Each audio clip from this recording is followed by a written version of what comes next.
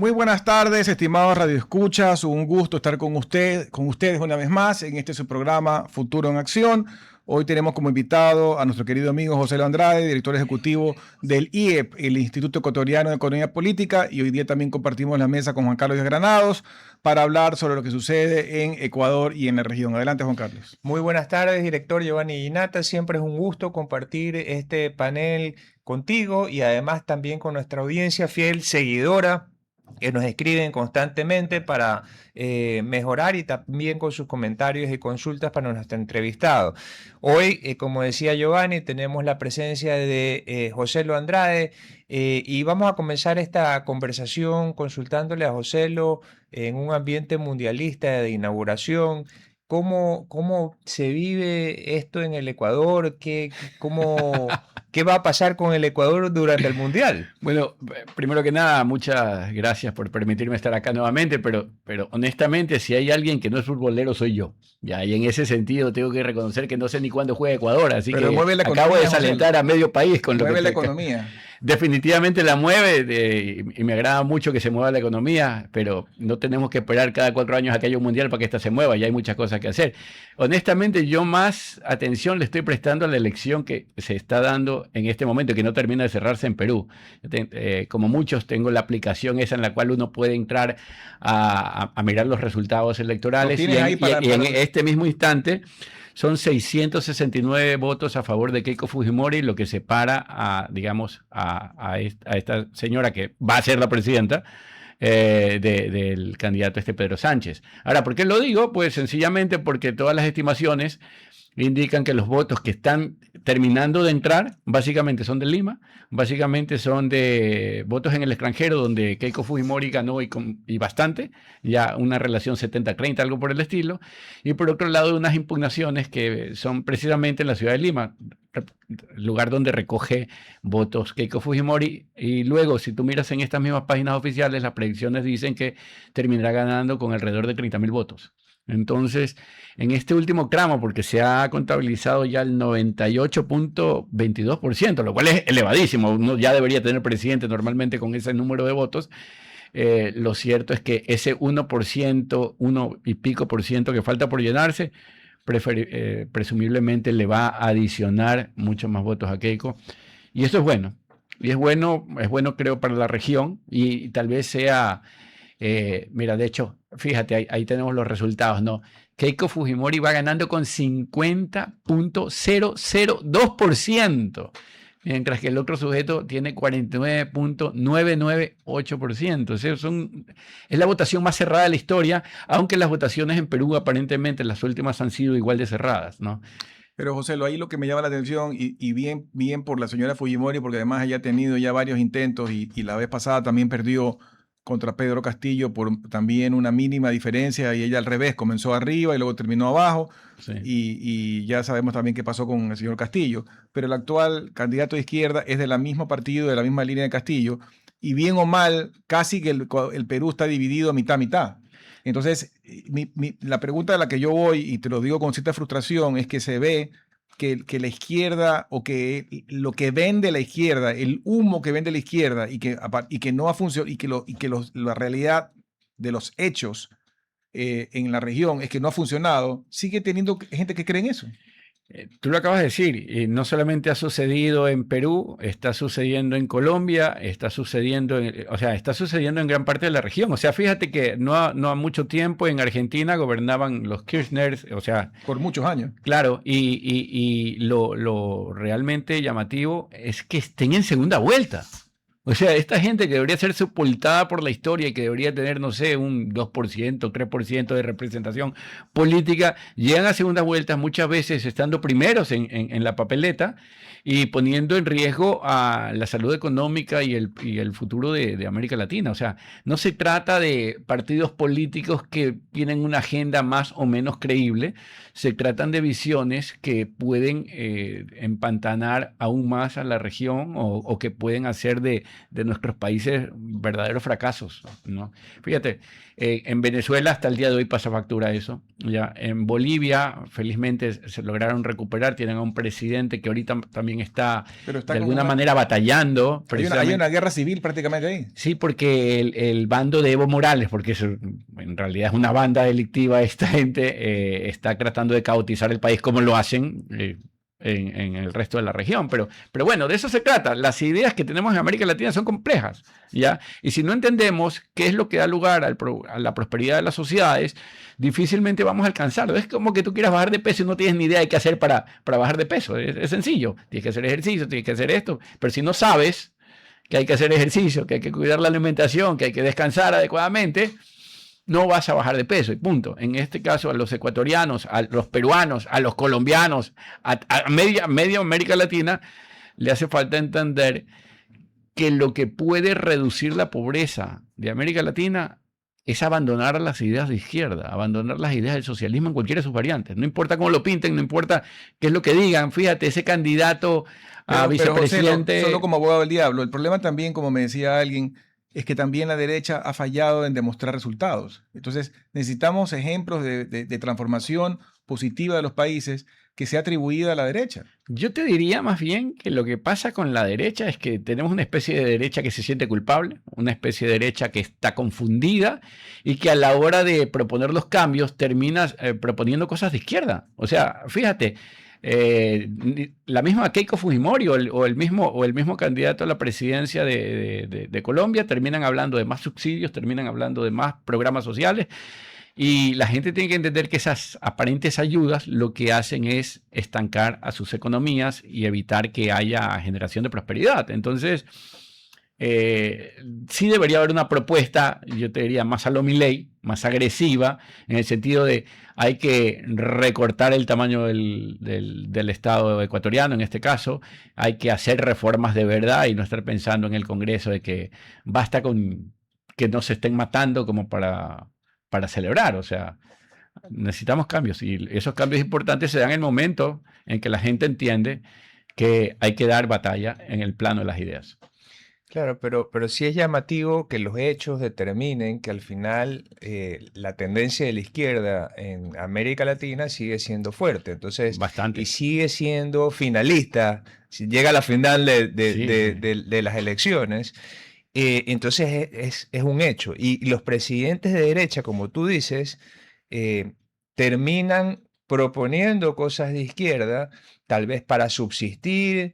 Es muy raro porque hasta los presidentes que tienen patrimonios personales producto de ideas de la derecha terminan diciendo que no son de la derecha, sino que están en la mitad. O sea, claro, bueno. Entonces, hay dos cosas, ¿no? Una, en realidad, es el miedo a decir lo que piensan, y miedo a decir lo que piensan porque gran parte del electorado pues no comulga con las ideas adecuadas. ¿Y por qué no comulgan el electorado con esas ideas adecuadas? Porque la izquierda educó a la derecha y al final la izquierda educó a la población ecuatoriana. Miremos MPD, o sea, ¿qué hacía el Movimiento Popular Democrático? La UNE, ya, Unión Nacional de Educadores. Esa gente salía con pancartas y con banderas de Marx y escudos así de la Unión Soviética y cosas por el estilo. O sea, esas son las ideas que se han sembrado en Ecuador. Mira, ahora mismo, ya es que me volvió a dar coraje. Meses atrás, finalizando el año, mi hijo Gabriel iba a dar un examen de Ciudadanía y Desarrollo, un librillo ahí, ¿no? Entonces yo le digo, ¿sabes qué? Déjame ver qué dice eso. Eso era el Manifiesto Comunista. ¿Sabes qué decía? Pero Sí, no, que literal. ¿ha pasado ya eso? No ha pasado. ¿Qué decía? Que habían varios tipos de democracia, por ejemplo, ¿no? Había una democracia representativa, la democracia liberal, la democracia en la cual, bueno, uno elige a ciertas personas para que se encarguen de determinados temas, porque uno no tiene que estar metido en todo, ¿ya? Bueno, esa es una democracia arcaica. Existe una democracia participativa. En la participativa, pues el pueblo iba a las urnas continuamente porque eran ellos los que tomaban las decisiones. Pero había una aún mejor, la que se propuso en tiempos de la Revolución Ciudadana. ¿Qué es eso? Eso todavía está en los libros. Es un colegio privado. De los libros que se dan en instituciones privadas. Entonces, claro, luego vienen nuestros hijos no entienden el mundo que tienen por delante y al final terminan saboteando el propio progreso del país, porque aún el día de hoy esos libros no han sido revisados adecuadamente, de tal manera que la izquierda sigue educando al Ecuador, o mejor dicho, sigue distorsionando la realidad, ¿ya? A través de un proceso que más parece adoctrinamiento que educación. Pero además me sorprende lo que tú dices, tú lo comentaste también la vez pasada, porque ha pasado ya algunos años desde que salió el gobierno del presidente Correa y los que vinieron después, porque el presidente Moreno, pues en mitad del camino se cambió de rumbo, luego vino el presidente Lasso, ahora el presidente Noboa, y que no se haya rectificado, no entiendo. Es que lo que pasa es que pasado el primer nivel, básicamente los funcionarios del Estado siguen siendo esencialmente los mismos. Y estos de aquí, en realidad, a la hora de pensar en soluciones, no piensan en soluciones, piensan en gestión. Yo me acuerdo alguna vez, me llama un amigo y me dice, José, lo mostremos gestión. ¿Qué quiere decir eso? Reunámonos para decir que estamos haciendo algo. ¿Sabes que a mí no me gusta mostrar gestión? A mí me gusta mostrar resultados, hermano. O sea, ¿de qué sirve estar amagando que estamos haciendo cosas ya para estar en alguna especie de puesto? Lo que hay que mostrar es resultados. Pero lamentablemente esa izquierda sigue, digamos, impregnando los textos educativos que existen en el país y tenemos que repensar la educación porque si no vamos a seguir cosechando lo mismo. O sea, al final tú no puedes esperar que después de haber puesto una semilla surja algo diferente de lo que sembraste. ¿Ya? Y en el Ecuador, a nivel de ideas, no estamos sembrando de forma adecuada, al menos en términos educativos. Yo te diría, honestamente, me encantaría, no sé, por decirlo así, ser el profesor de Ciudadanía y Desarrollo, y supongamos que tengo que obligado utilizar ese texto, decir, bueno, lo rescatable de este texto es esto, pero mucho cuidado con estas ideas que en realidad son un rezago, un remanente de un momento en el que se trató de adoctrinar masivamente al país. Es lamentable y diría, haría la advertencia. Pero lo preocupante es que los profesores no se den cuenta de la contaminación que hay a nivel ideológico en estos textos. Y eso es gravísimo. Ya te digo, por último, ¿no? Uno podría creer, ya listo, tal vez dentro de la educación pública se dan este tipo de cosas. Pero que el sector privado o que la educación privada no logre darse cuenta de lo que está sucediendo, eso es en extremo peligroso. Y a ti en concreto, porque me llama mucho la atención de todas maneras, porque han habido algunos ministros de educación que vienen de la academia, que yo entendería que son conocedores, pero a veces a mí me queda esta idea de que llega alguien como ministro, pero realmente no puede gestionar, sino que abajo lo bloquean, porque viniendo de la empresa privada, para mí es como, bueno, si estos libros tienen este contenido, entonces tendríamos que cambiar el contenido de los libros o hacer que compren otros libros y entonces sobre esa base nos educamos. ¿Qué es lo que pasa que no podemos hacer ese cambio cultural? Que no digo que sea hacia la derecha, pero por lo menos que sea un poco más crítico. Mira, y yo no sé si es que, perdona que los interrumpa, si es que es todavía obligatorio usarnos una lista determinada de libros o si ya los colegios tienen libertad de escoger. No lo sé. La verdad, no me queda claro eso último, pero sí te voy a decir otra cosa que me pasó y no sé si la comenté aquí, pero este año mi esposa me mandó a comprar los libros de mi hijo al centro, porque da la casualidad que no se venden en cualquier lado, sino se venden en el centro. Y mientras yo llego, o sea, por suerte me estacioné a la puerta, a la par de la puerta del establecimiento. Digo, por favor, me das los libros de texto para X curso, ¿no? Me dice, sí, ¿qué colegio? Tal. Ah, ya no se preocupe, aquí están. Entonces, este es el listado, ¿los quiere todos? Y le digo, tengo opciones. Bueno, ya, listo. Y mientras tanto voy leyendo, ¿no? ¿Qué es lo que había ahí? Porque esto es de terror. Habiendo tantos buenos libros para leer, novelas o yo qué sé, dentro de la literatura, estaba este libro Cruces sobre el agua, hermano. A mí me lo mandaron a leer hace más de 30 años. Igual yo. Ya, y seguimos leyendo eso. Y alguno dirá, bueno, pero no sé, es que eso es de un autor ecuatoriano. Eso es un libro comunista. ¿Ya? En realidad, es la izquierda la que nos puso ese libro por delante.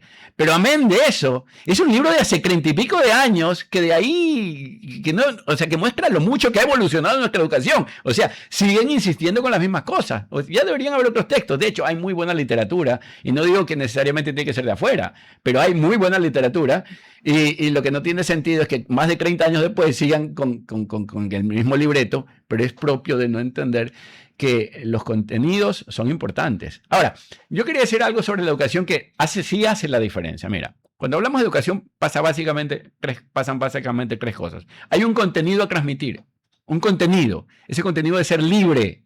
¿Ya? ¿Por qué? Porque la realidad o las circunstancias son diferentes para cada sector del Ecuador, porque el mundo cambia y tiene que uno rápidamente que adaptarse. En ese sentido tiene que haber libertad para que las entidades educativas vayan monitoreando de alguna manera por dónde viene el cambio, y en ese sentido el contenido tiene que ser libre, no tiene que ser fijado, ya, porque al final ahí es donde se van, no es que ahí está la visión de derecha, la visión de izquierda, la visión que tú quieras, ahí viene, o la visión de turno.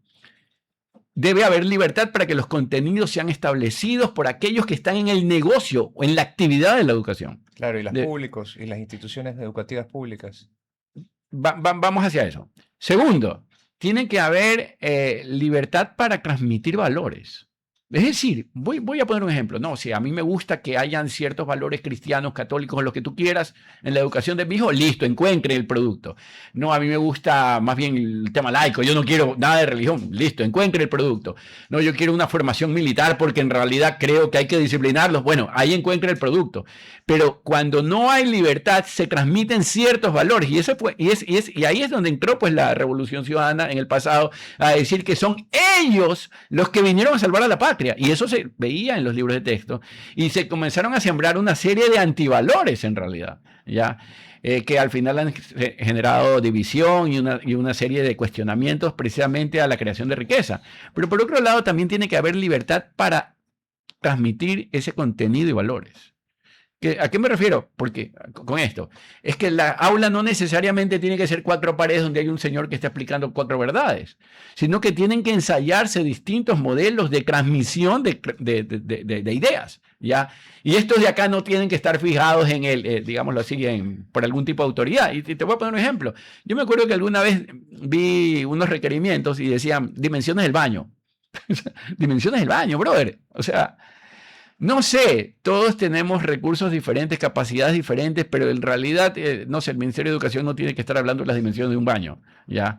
Lo que tiene que pensarse o es darse la mayor libertad posible para que encontremos las respuestas que son cambiantes y para realidades incluso o circunstancias diferentes, porque no es lo mismo lo que está pasando en el oriente que lo que está pasando en la costa, que lo que está pasando en la sierra, y no es lo mismo que estemos en pandemia o que no estemos en pandemia, ¿no? Entonces todo tiene que ser muy diferente. Ahí volvemos a un tema importante, ¿no? Que la educación actual se ha vuelto, a mi criterio, muy definida como para un pensamiento unitario, ¿no?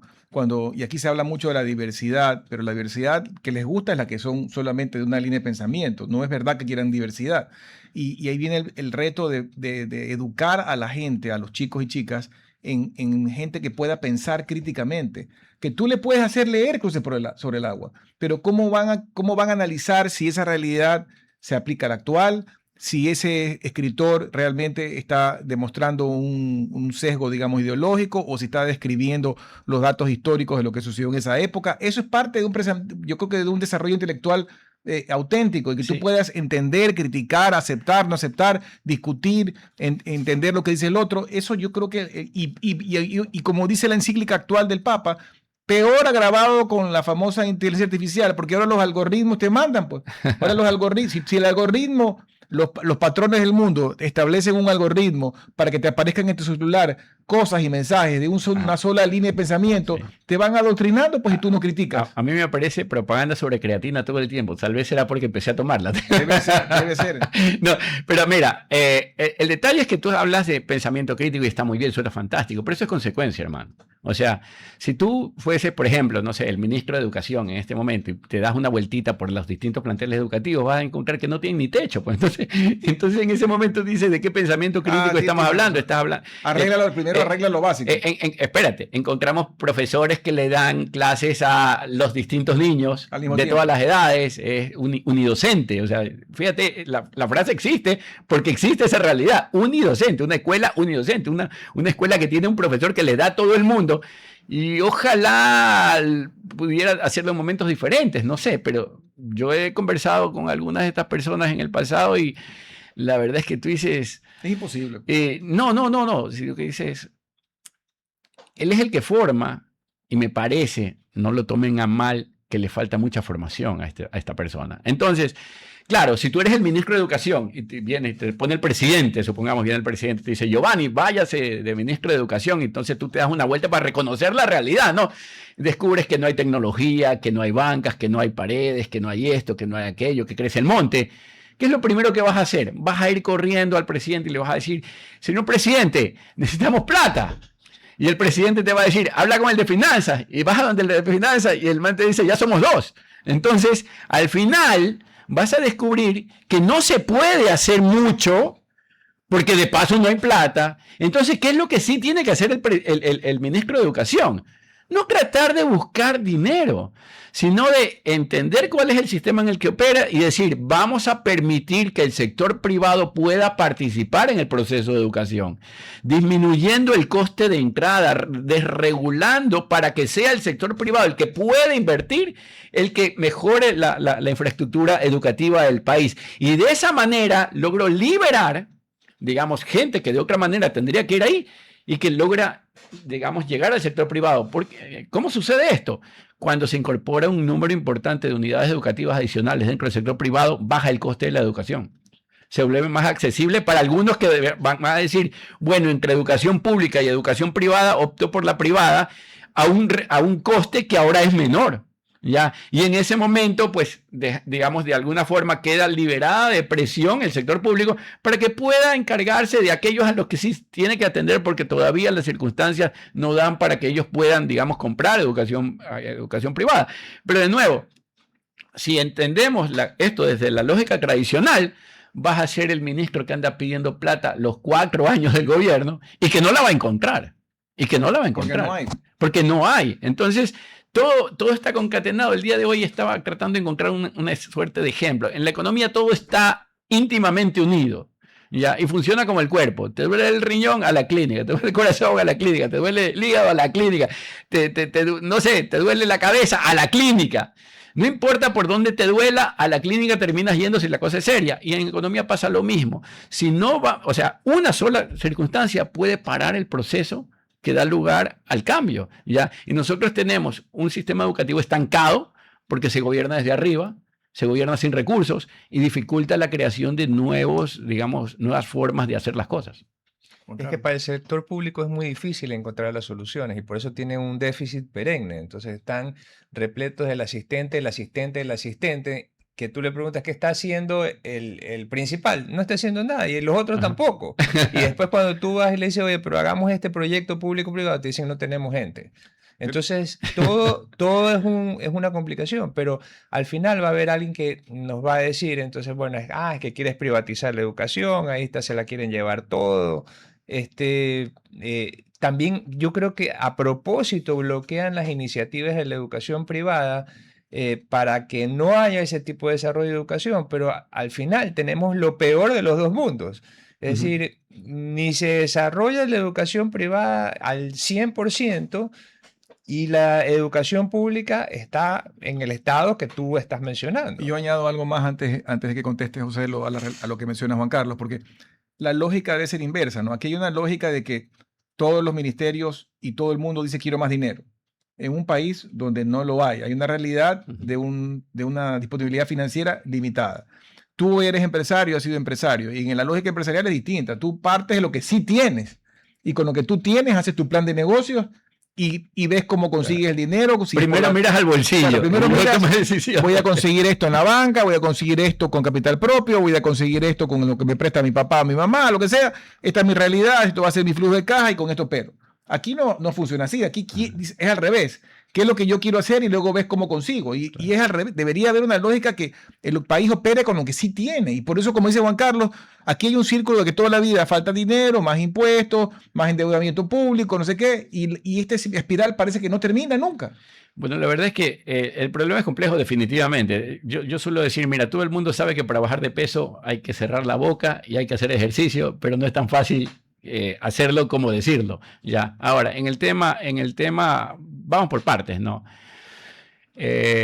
Acá en Ecuador no terminamos de invertir en la formación de esas ideas que se transforman, ¿ya? Y sin embargo, somos en cierto modo ajenos a entrar en ese campo de batalla, en el campo de batalla de las ideas, ¿ya? Entonces, ¿qué cosechamos con eso? Que las ideas de izquierda sigan, digamos, siendo sembradas en el electorado y que luego tengamos estas segundas vueltas donde el finalista es un señor no de izquierda, sino de extrema izquierda, de izquierda radical. Fíjate, Antauro Humala, el candidato a vicepresidente de Perú, es un tipo que cree en volver al Tahuantinsuyo. O sea, debería estar en el manicomio, no terciando la vicepresidencia, ¿ya? Pero sin embargo, hay 9 millones y pico de peruanos que han votado por ese tipo de cosas. Entonces, hay que cambiar las ideas, hay que dar, digamos, batalla en el campo de las ideas. Tenemos que cambiar la educación, desde luego que hay que cambiar la educación, pero la educación no se cambia por el hecho de tener un buen ministro, sino desregulando ese sector de la misma manera que hay que desregular todos los sectores. ¿Y qué quiere decir desregular? Permitirle al sector privado participar, pero no solamente con 4 paredes y un techo o con un profesor, sino en contenidos, porque el contenido tiene que variar porque el mundo varía, porque el mundo cambia. Al final, el padre de familia no le interesa si es la izquierda o si es la derecha la que le da educación a su hijo. Le interesa que se eduque. Pero ¿quiénes? Y que tenga un empleo después. Y desde luego. Pero ¿quiénes son los que meten el aspecto ideológico? Son la gente de extrema izquierda que dice privatización. Y ojo, ha llegado a tal punto esto que es una mala palabra. O sea, tú dices, vamos a imaginar, José Andrade es candidato a X cosa y dice, yo creo en la privatización. Se acabó mi campaña política, porque se ha convertido este término en tan mala palabra que no se entiende que tras eso lo que estamos diciendo es, mira, el Estado no hace las cosas bien, ¿qué te parece si permitimos al sector privado trabajar en ese aspecto? Y en ese aspecto, yo no entiendo en esta batalla cultural que tanto se habla, la forma de pensar de nosotros en Ecuador, ¿no? Porque nos quejamos del funcionamiento del sector salud, nos quejamos del funcionamiento del seguro social, nos quejamos del funcionamiento, como tú mencionas, de la educación, nos quejamos del funcionamiento de muchas cosas.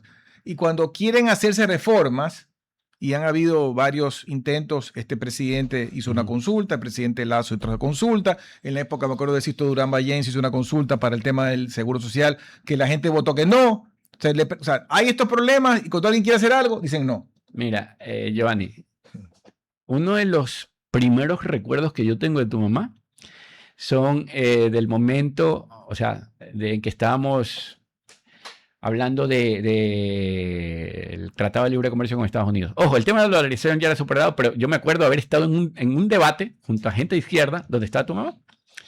Y en ese momento me vio alguien del público y me dijo, yo quiero llevarte a la Politécnica a dar esta charla, a hablar sobre el Tratado de Libre Comercio y la conveniente que era firmar un acuerdo comercial con Estados Unidos. Era allá por el 2005, que creo. Nunca se firmó. Que nunca se firmó. Gobierno de Palacio. Entonces, listo, vamos a la dichosa charla, yo doy la conferencia y lo que dijo la persona que me llevó después de la conferencia me llamó muchísimo la atención. El tipo dice, bueno, muchas gracias, José, por haber estado acá debatiendo las ideas que son importantes debatir en este país. Ok. Y luego les hago un llamado a todos los que están en esta sala para hacer una vigilia esta noche frente a la Plaza San Francisco en 9 de octubre para que no se firme el Tratado de Libre Comercio porque eso podría arruinar el futuro del país. Dios mío, o sea, ¿para qué te llevó? Reúnes a la gente para que se ponga a rezar para que no se firme un acuerdo comercial que era conveniente para ellos mismos, ¿no? Entonces eso nos habla de lo mal parado que estamos a nivel de ideas, porque, bueno, gracias a Dios el tema de los tratados de libre comercio hoy por hoy ya superaron esta cuestión y estamos firmando más acuerdos comerciales, pero lo mismo pasa, tiene que suceder en otras tantas áreas. Por ejemplo, en el tema de reforma laboral, acá, Dios mío, por decirlo así, el gobierno dice, esas 40 horas que se trabajan entre lunes y viernes, tal vez ahora pueden ser repartidas entre el lunes y sábado. ¡Ay, Dios mío! 8 o 20 organizaciones salen a la calle a protestar. Oye, esto es un tema de sentido común, brother. ¿Ya? Son las mismas horas. Sí, o sea, ¿cuál es el problema? De hecho, supongamos que lo mío mi actividad es la del fin de semana. Ah, no, pero es que el fin de semana es más caro porque tú sabes que los derechos del trabajador son irrenunciables. Oye, brother, y con ese mantra no cambia nada en este país. Ya, pero con ese mantra, y vuelvo y repito, las cosas están mal y la gente no quiere cambiar, porque los hechos y los datos indican que el Ecuador en empleo tiene una calificación pésima porque tenemos menos del 35%, creo que es 36% de empleo adecuado. Entonces, si tienes 36% de empleo adecuado, estás hablando de un grupito pequeño de privilegiados. ¿Y quién se está preocupando del resto? Sí, que son casi más del 60%, dime. De hecho es menos, es 30 y poco, no es 36. Pero son más del 60% de la población en edad de trabajar que no tiene ese privilegio.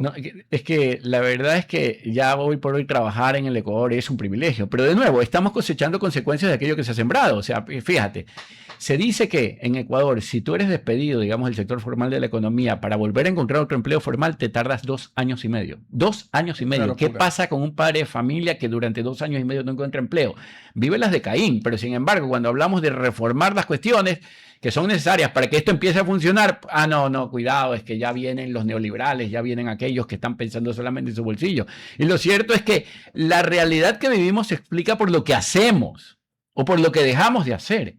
Y en este sentido, si queremos resultados diferentes, tenemos que cambiar la forma en que estamos haciendo las cosas, ¿ya? Así es. Vamos a irnos a un corte breve y regresamos enseguida. RTP 965, a la conquista del mundo digital. Programas de opinión con referentes de la comunicación. Noticias para contar todo lo que está pasando en todo momento.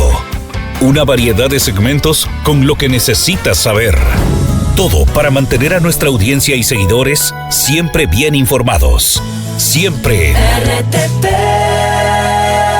Buena compañía. Gracias por regresar con nosotros a su programa Futuro en Acción. Estamos compartiendo la mesa con Juan Carlos de Granados y tenemos como invitado a José Lo Andrade para hablar de lo que sucede en el Ecuador y en la región. José, hablamos al inicio sobre el tema de Perú, pero tenemos también sin resolver el tema de Colombia. El peor escenario para el Ecuador sería tener al de izquierda al sur y al de izquierda al norte. Y con con Colombia ya hemos tenido serias diferencias. El presidente Noboa con el presidente Petro, el tema de los famosos aranceles, que ya, gracias a Dios, se levantaron del lado ecuatoriano y se acaban de levantar del lado colombiano, pero al Ecuador le convendría otra cosa, ¿no? Desde luego, pero yo te diría que parte de la tragedia no solamente es que hayan llegado a la final, por decirlo así, en Colombia y en Perú candidatos de extrema izquierda, sino que también nuestro presidente diga ser de centro izquierda. O sea, eso habla incluso de la confusión o tal vez de la falta de valor para decir, mira, las ideas adecuadas para cambiar a nuestras sociedades pasan por una vía distinta de la izquierda. Y ojo, no estoy diciendo con esto la derecha, porque claro, o sea, si no estás en la izquierda, uno podría decir, bueno, por default toca la derecha. Yo he sostenido varias veces que el problema de la derecha es que fue educada por la izquierda de tal manera que termina siendo zurda. Y fíjate porque... Que también hay que explicar qué es derecha y qué es izquierda, porque a veces se malentiende que el de derecha es de este capitalismo carnívoro que no le gusta la libertad. También hay un capitalismo que no quiere cambiar las reglas de juego para que seamos ciudadanos libres, claro, que haya libre empresa, que haya facilidad de competir, sino que quieren comerse la torta solitos, ¿no? Bueno, vamos por partes. Yo al capitalismo no le agrego la palabra carnívoro porque considero que son incompatibles. ¿En qué sentido? Cuando tú tienes capitalismo, tú lo que tienes es un sistema de cooperación pacífica donde la gente intercambia productos, bienes, servicios y, digámoslo así, se llegan a unos resultados que al final son el deseo de la ciudadanía. ¿Ya? Cuando, para tratar de afinar lo que tú dijiste, cuando hablas de capitalismo carnívoro, en realidad lo que está sucediendo es que hay gente que utiliza al Estado, sus relaciones e influencias y obtiene contratos y tal. Eso no es capitalismo, eso es amiguismo, eso es corporativismo, eso es mercantilismo, eso tiene otro apellido. Pero en cambio, acá, por el lado de la izquierda, allá sí hay una izquierda carnívora. Yo me acuerdo de esta distinción, la aprendí de Carlos Alberto Montaner. Él hablaba de una izquierda vegetariana y una carnívora. En la carnívora es la chavista, es la de Maduro, es la que se utiliza en Cuba. Y la otra es la que guarda las formas, pero propone lo mismo. O sea, al final, lo único que los diferencia es la forma de llegada. Los unos son más agresivos y dicen las cosas más diferentes, pero el norte sigue siendo el mismo. O sea, en este caso, una especie de sur. ¿Ya? Entonces, a las ideas equivocadas se las enfrenta con ideas correctas. Y no hace falta más que ver al mapa. ¿Cuáles son las sociedades que prosperan? Sigamos esa línea.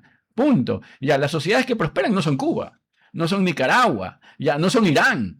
O sea, hay que entender que las sociedades que prosperan son aquellas que poseen libertad.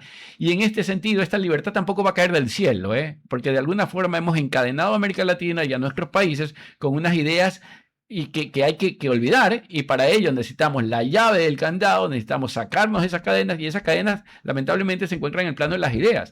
Si nosotros, aquellos que creemos en cosas diferentes, no tomamos ese mundo de las ideas, ese mundo va a seguir siendo tomado por la izquierda latinoamericana, y entonces no podremos cambiar. Al final pasa un poco eso, que si no entendemos bien que no solamente basta hacer empresa, sino invertir en ese debate, en esa discusión, no vamos a tener resultados distintos. Ahora, en la época de la Revolución Ciudadana, que fue la que nos educó para tener un mejor país, Dios mío. ellos decían que... Ojo que sarcasmo, cuidado, algún despistado vaya a creer que... Porque ellos, según el texto educativo, pues eran los de la democracia participativa. Pero ellos lo que decían es, no, pues es que yo estoy pensando en Europa del Norte, estoy pensando en un socialismo como el de Dinamarca, como el de Noruega, y entonces ese es el norte. En realidad estaban pensando en Europa del Este de hace 25, bueno, de hace más de 30 años ya. Ese era el modelo, la Unión Soviética. O sea, esta gente, este mismo delincuente que hoy se encuentra en Bélgica, decía, no, pero es que Cuba tiene una forma especial de democracia. O sea, qué belleza, Dios mío. Llevan casi 70 años en dictadura y Cuba es una forma especial de democracia. Y no se atreven a decir, ¿sabes qué? En Venezuela las cosas están funcionando mal. No nos metamos con la autonomía y la soberanía de otras sociedades. Di las cosas de frente. Lo que está mal. No importa quién lo diga. ¿Ya? De hecho, el problema, digamos, parte del problema de la derecha es su tibieza. Es el no a decir las cosas como son.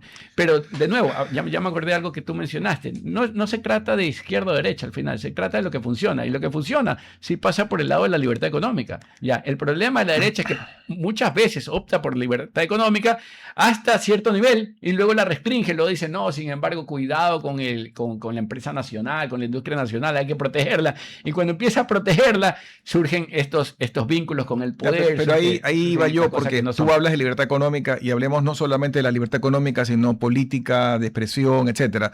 Y a mí me preocupa que de lo que uno ve en medios de comunicación internacionales, que países que en el pasado fueron defensores de estas libertades, Reino Unido, el mismo Estados Unidos, otros países europeos, han caído en han bajado en esta batalla cultural sobre pretexto de muchas cosas, sobre pretexto de defender las minorías, sobre pretexto de la diversidad, sobre pretexto de la inclusión y otras de las cosas que se han inventado en este movimiento woke que predomina en algunos países, y van en contra de la libertad. O sea, yo no sé si los algoritmos, como hablábamos de la tecnocracia, a mí me confunden, pero uno ve videos de que un viejito tuiteó una cosa en Reino Unido y le cayó la policía y lo cogió preso. El otro día vi que una señora en Estados Unidos, en un pueblito, no me acuerdo en qué estado, había hecho un grupo de denuncia por unos temas que se quejaban de la calidad del agua en el pueblo y la metieron presa porque supuestamente la acusaban de malinformar. O sea, cosas como esas que no veías en estos países, y habrá que coger con pinza a ver si no es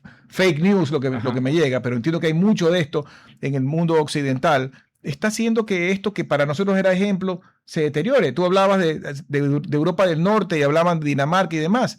O sea, yo creo que también se confunde porque los países escandinavos no son pues socialistas, son pro empresa, son liberales. Son los países más capitalistas del mundo. Claro, o sea, para que hay impuestos altos y que hay educación pública y todo eso, perfecto, pero eso es otra cosa.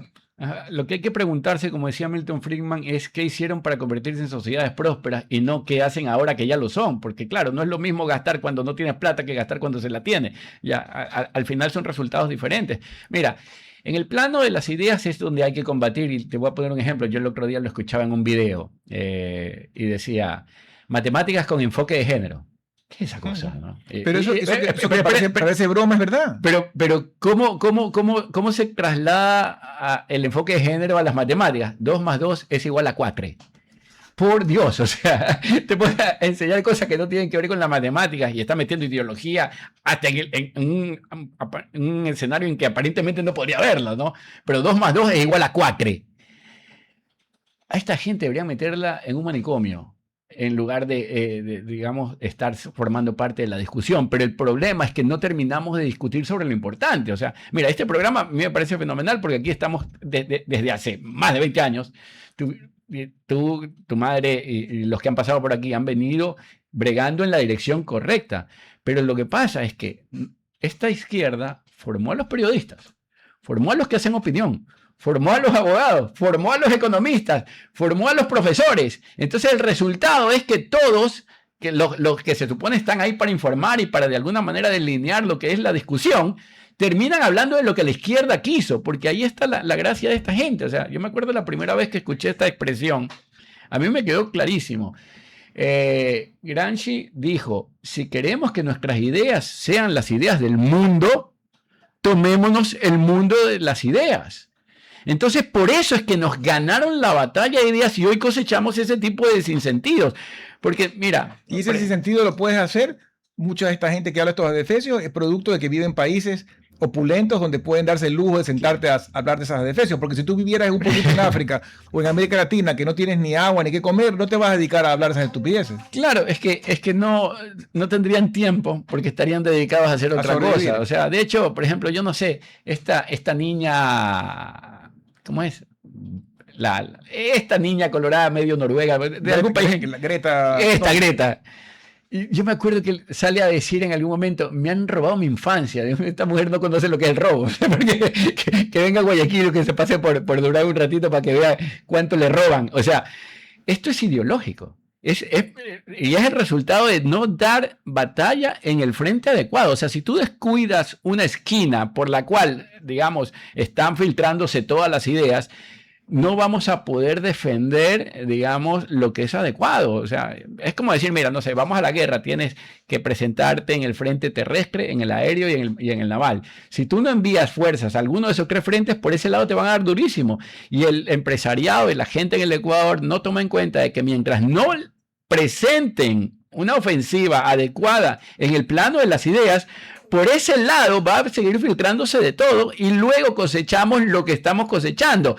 Que medio se hace una reforma en la dirección adecuada y tienes movilizaciones, paralizaciones, bloqueos, quema de llantas, quema de propiedad privada, que si tú no quieres formar parte de la digámoslo así, del paro, te destruyen el negocio, te echan abajo el kiosco. Entonces, no podemos cambiar los resultados que tenemos en este país si no hacemos algo para cambiarlo. Y esto no va por, ojo, defender las ideas de derecha, ¿ya? Tampoco va por defender las ideas de izquierda. Pasa por entender que las sociedades que prosperan han hecho ciertas cosas que las pusieron ahí y que tienen que ver mucho con el sentido común. Mira, un ejemplo que es tontísimo.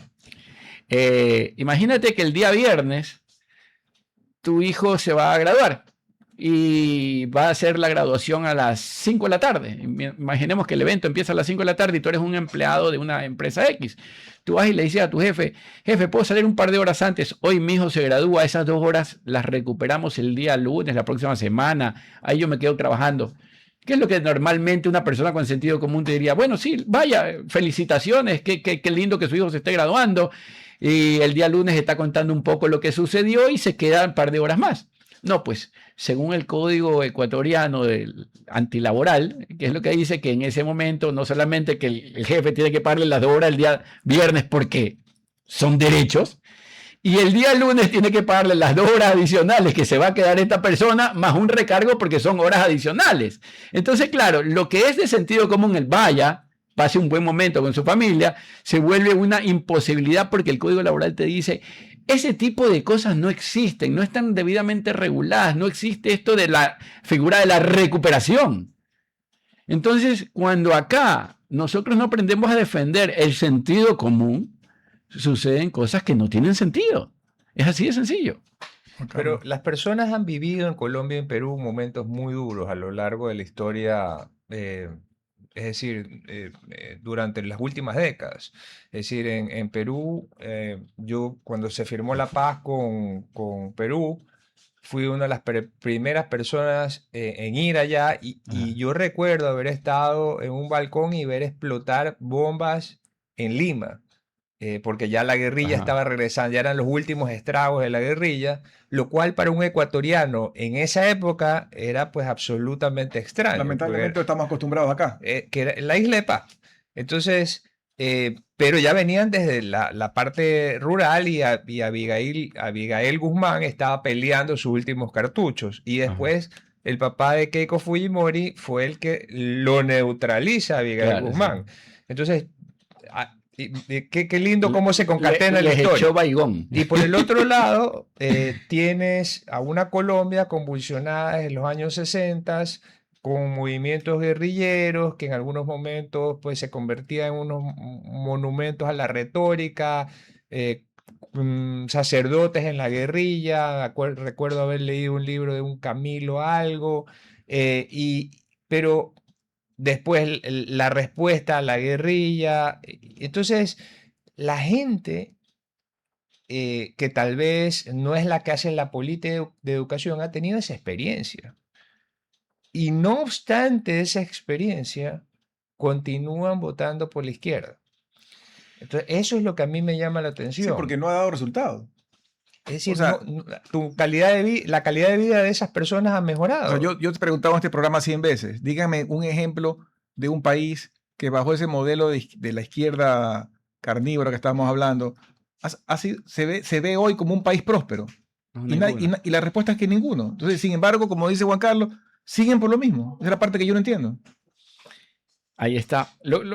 No sé, al final esto también pasa por el hígado, ¿eh? O sea, esto es como tú ves perder a tu equipo 1000 veces y sin embargo sigue siendo ese equipo, ¿no? Y con las ideas sucede que una vez que las agarras es como que difícil contarlas o desprenderte de ellas. Pero pasa porque la izquierda te vende unas fantasías que jamás es en realidad, pero te ponen a soñar.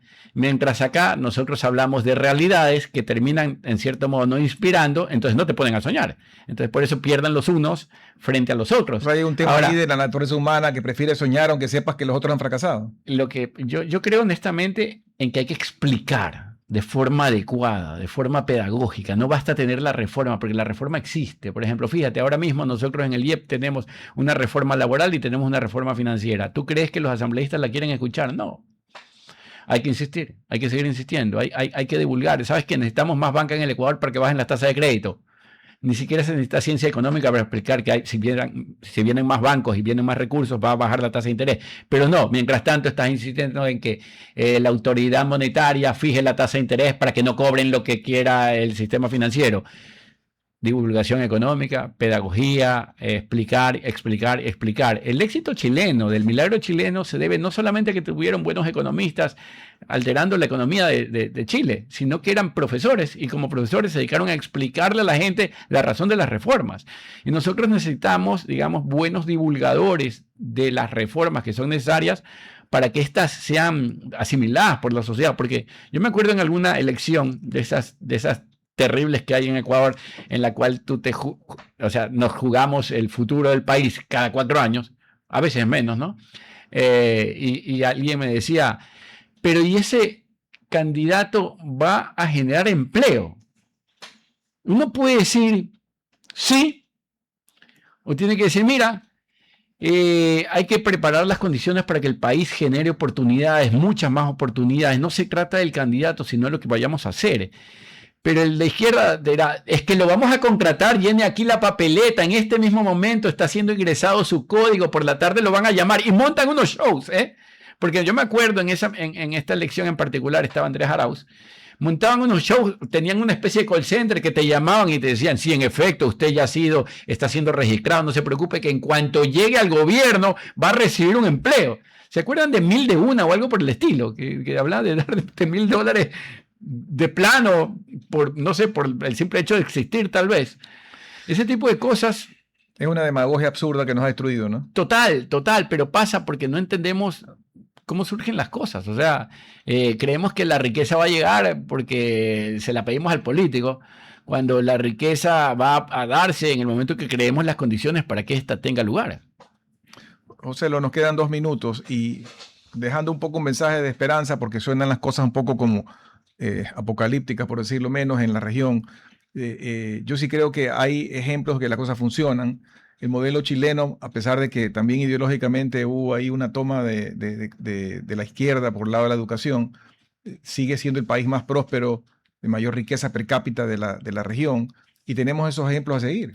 Mira, yo te diría que, por suerte, en términos de visiones y de liderazgos, los liderazgos están cambiando en América Latina. Ya.